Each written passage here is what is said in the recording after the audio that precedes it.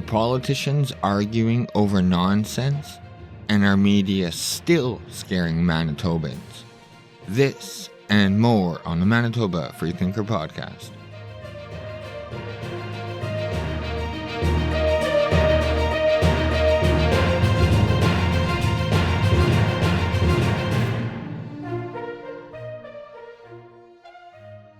Welcome back to another show, ladies and gentlemen. I hope you're having a wonderful day as always. Quick question. Do you guys think that the next set of openings are going to be the next phase of the 4-3-2-1 Great Summer Reopen Plan? Or do you think that Manitoba is just going to follow suit with some other jurisdictions and completely back out and have Manitoba Health move to giving out health advice instead of health restrictions? I personally think that we are just going to continue to move down the 4-3-2-1 path. We do have high vaccination rates, but irregardless, Manitoba is moving so slow. I just don't see us. I don't see Manitoba Health moving to giving health advice and not restrictions. Even though Dr. Roussin keeps talking about it over and over, I just don't see it happening next week.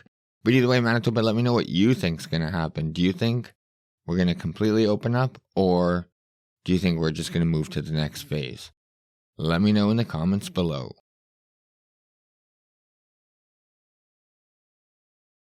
All right, Manitoba. I don't know what is going on here in Manitoba. It seems like up is down. I don't know if it's like this in other provinces, but Manitoba definitely seems backwards. Either that or I'm just completely out of the loop. I don't know, maybe I'm the crazy one. But we have some of the lowest test positivity rates. We have some of the lowest test positivity rates, some of the lowest case counts, reported deaths throughout Canada, and yet we're still locked down with some of the harshest restrictions. And our media is still scared of the little opening up that we have done so far. So, like, our province continues to burn out of control. Farmers are struggling like never before. There's droughts. Some jurisdictions keep implementing states of emergencies.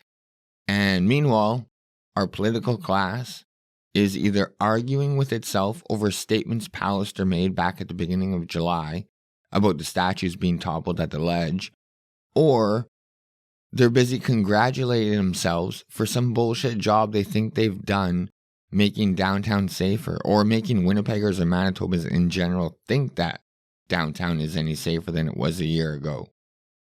So, like, it's just ridiculous what we're dealing with here.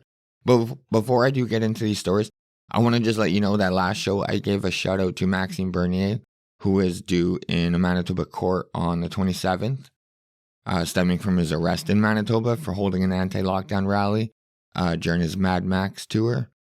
Just letting you guys know that his court date has been pushed back till sometime in early August.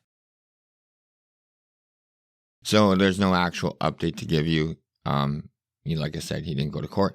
And the second shout out I gave was to the Manitobans who were planning on going to the Human Rights Museum, and they were going to try and get in without any vaccination. And they went, and no shocker to anyone, they were denied entry. So I encourage all you guys to go check out some of their videos on Facebook, YouTube. Go support them. Everyone knew what the outcome was going to be, but it is good to see that there are a lot of Manitobans who are just fed up with these outdated restrictions and lockdowns. And a lot of Manitobans just don't want to see a two-class system. They don't want to have to show proof of vaccination just to gain entry into a business in Manitoba. So, and as far as I'm aware, there was no one got into any legal trouble. So that's at least one positive. But, yeah, they were denied entry like everyone predicted.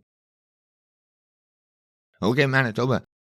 As much as I do love to see Pallister in the hot seat, since I feel that he has failed Manitoba and he's betrayed his values, his beliefs, in, I guess, an attempt to please the left.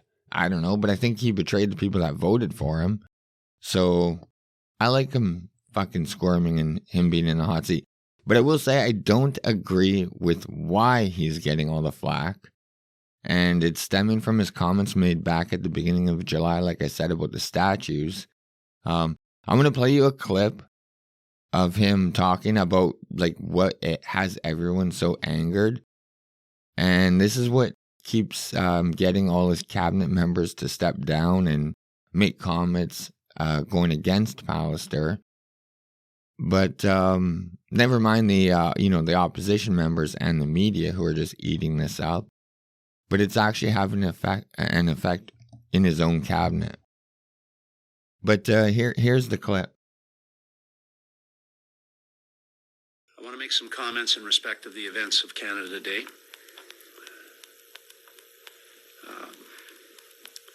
We all understand, and we should understand, that tearing down is a lot simpler than building up. But building up is what we have to dedicate ourselves to.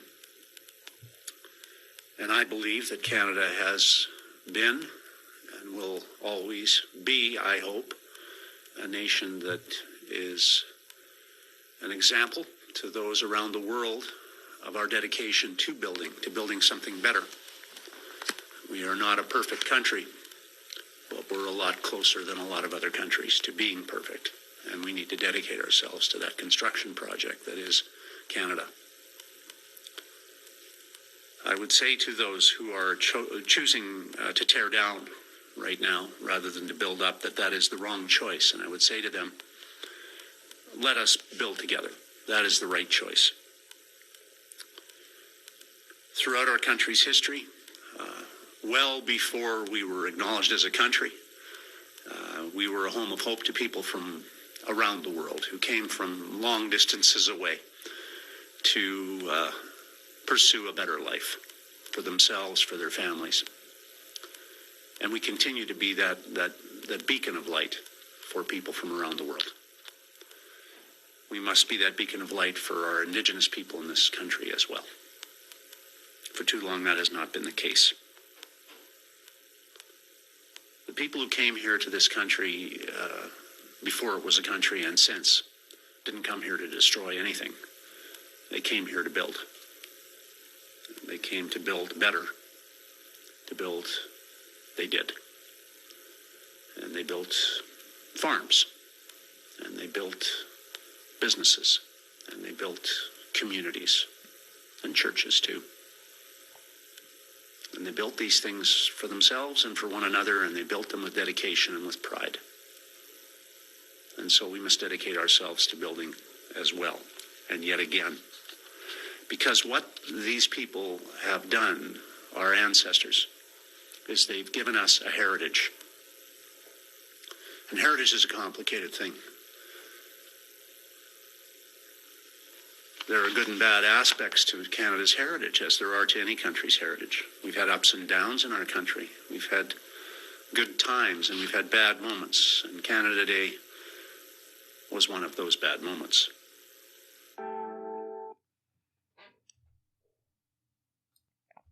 So I just want to point out that at no point did he mention residential schools. So he wasn't talking about that. He was referring to the criminals that were tearing down the statues. It's vandalism. It's a crime.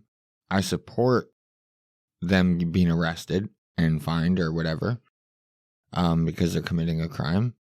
But he was not talking about anything to do with the residential schools. So I don't understand why his own cabinet are coming out against him. It makes zero sense. It just it just shows these politicians have zero spine. But I just find it funny that this is what the media and like I said, his own members have such a problem with. That clip, those statements. According to them, this is, I guess, is more important than our freedoms and our charter rights. More important than all the fires that are burning throughout Manitoba. You know what I mean? More important than our farmers who are struggling.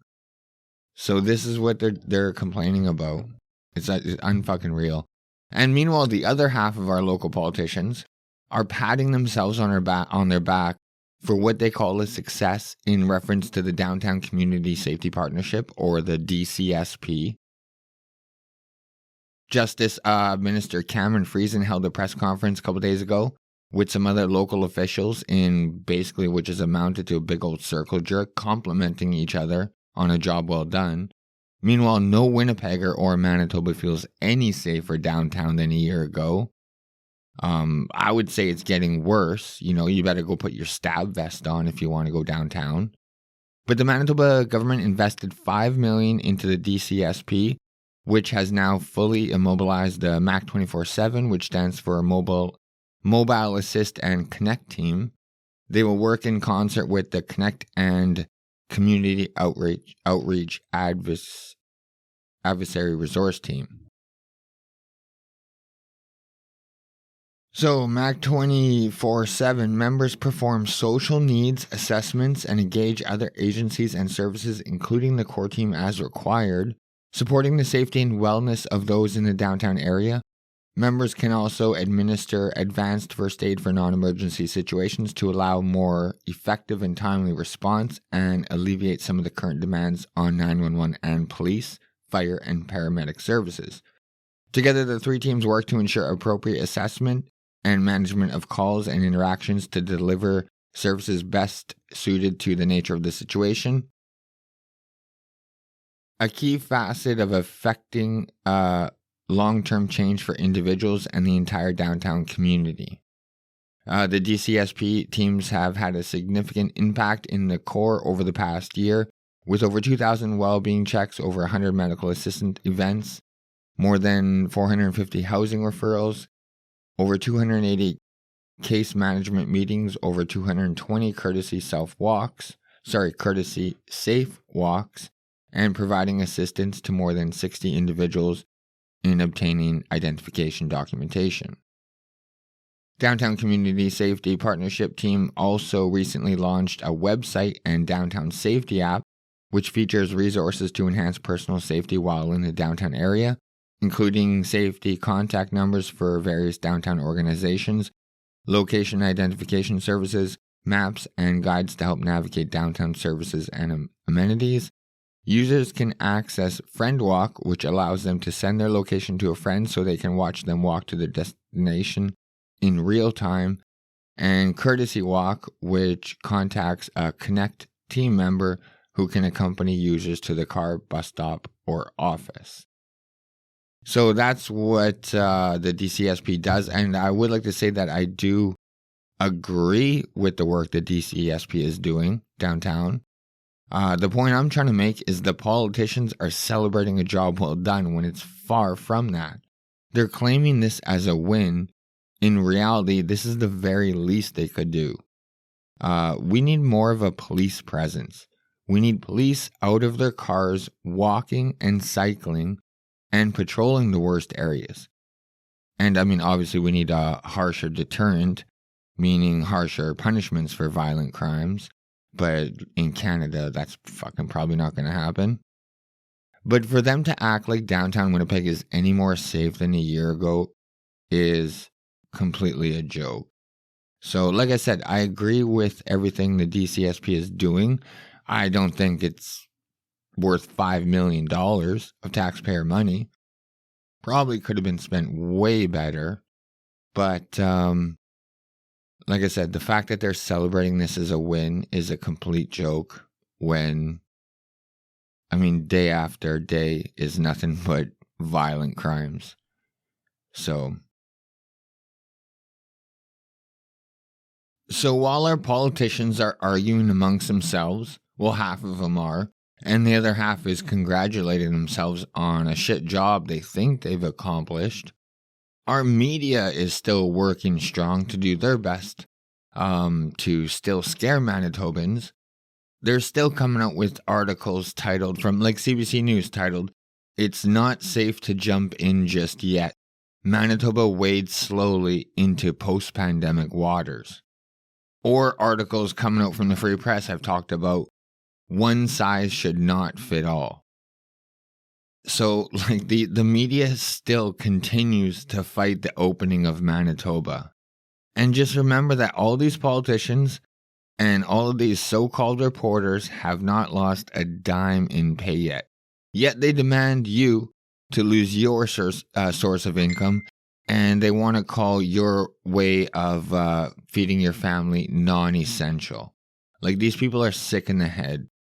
As of the time of recording, 79.3% of Manitobans aged 12 and up have gotten their first shot, and 68.6% of Manitobans aged 12 and up have gotten their second shot. Test positivity rate is like 2.5 provincially, 1.3% in Winnipeg. And yet still our media is against opening up. With all these numbers being so, like our vaccine numbers being so high compared with other provinces, our media is now pinpointing certain regions and jurisdictions with low numbers in trying to either shame them or try to punish them and demand that the let-up of restrictions be regional instead of provincial. So like I said, these people are sick. They keep just moving the ball. If they couldn't find a jurisdiction with no numbers, they would just find another metric to go by and scare Manitobans and keep fighting up the opening of Manitoba. So, like, it's outrageous. We are already leading Canada, so now they're going to pinpoint jurisdictions with low vaccine uptake and demand that they stay locked down. They're a joke.